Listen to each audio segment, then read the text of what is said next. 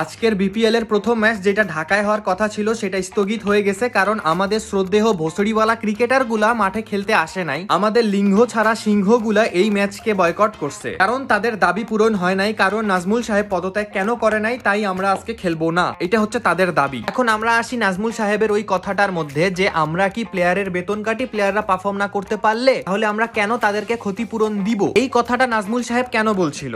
নাজমুল সাহেবকে প্রশ্ন করা হয়েছিল যে প্লেয়াররা যে খেলতে যাবে না, তাদের ম্যাচ ফি পাবে না, তাদের একটা আর্থিক লস হবে, এইটার ক্ষতিপূরণ আপনারা দিবেন কিনা। এইটার পরিপ্রেক্ষিতে নাজমুল সাহেব ওইসব কথা বলছিল। আজকে আমি একটা জিনিস লক্ষ্য করলাম, যত সাংবাদিক আছে, সাংবাদিক প্রপার অফিসিয়াল সাংবাদিক, আমি কিন্তু সাংবাদিক না, আমি ফেসবুকের মধ্যে টুকটাক ভিডিও বানাই, তারা প্রপার সাংবাদিক আছে, তারা সবাই নাজমুল সাহেবের বিপক্ষে কথা বলতেছে, নাজমুল সাহেবকে মাফ চাইতে বলতেছে, নাজমুল সাহেবকে পদত্যাগ করতে বলতেছে। তারা কারা?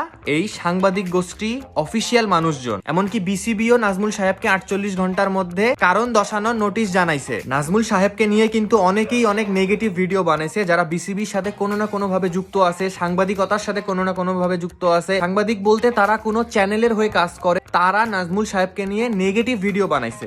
ওই ভিডিওগুলোর নিচে গেলে আপনি দেখতে পাবেন সাধারণ মানুষজন সবাই নাজমুল সাহেবের পক্ষে কথা বলতেছে, নাজমুল সাহেব পদত্যাগ করবে না, নাজমুল সাহেব সঠিক কথা বলছে, এটা সাধারণ মানুষ বলতেছে। এখন একটা বড় কথায় আসি, যে এই সাংবাদিকরা বা এই অফিসিয়াল মানুষজন, বাংলাদেশ ক্রিকেট বোর্ডের লোকজন কেন নাজমুল সাহেবের বিপক্ষে কথা বলতেছে বলেন তো? আপনি মানেন বা না মানেন, আমাদের খান সাহেব ভবিষ্যতে বিসিবির কোনো বড় পজিশনে যাবে, আর নাজমুল সাহেব এই খান সাহেবের বিরুদ্ধে কথা বলছে। ওই সাংবাদিকের দল এখন থেকেই খান সাহেবের পিছনে তেল মাখা শুরু করে দিছে। ভবিষ্যতে যখন খান সাহেব বাংলাদেশ ক্রিকেট বোর্ডের বড় কোনো পজিশনে আসবে, তখন যাতে খান সাহেবের সাথে তাদের সম্পর্ক ঠিক থাকে। ভাই পুরা বাংলাদেশটাই তেল মাখামাখির উপরই চলতেছে ভাই।